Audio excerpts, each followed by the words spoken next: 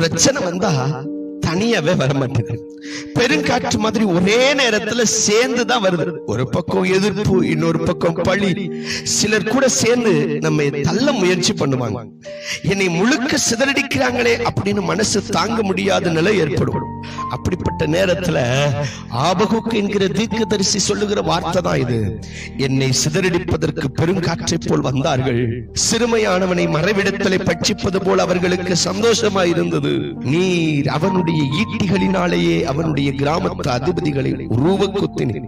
கவனிங்க, எதிரிகள் பலமா இருக்கலாம், சூழ்நிலை கடினமா இருக்கலாம், ஆனா தேவன் அவர்கள் வைத்த ஆயுதத்தாலேயே அவர்களை தோற்கடிக்க வல்லவர்.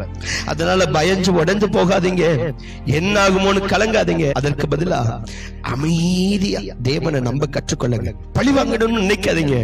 உங்களை பாதுகாக்கிறவர் தேவன் தான். அவருடைய நேரம் வந்துருச்சுன்னா நீதியா நடந்தும் காட்டுவார், நீதியா நடத்தியும் காட்டுவார். அதனால இன்னைக்கு கர்த்தர் இடத்துல ஒப்படைச்சிருங்க.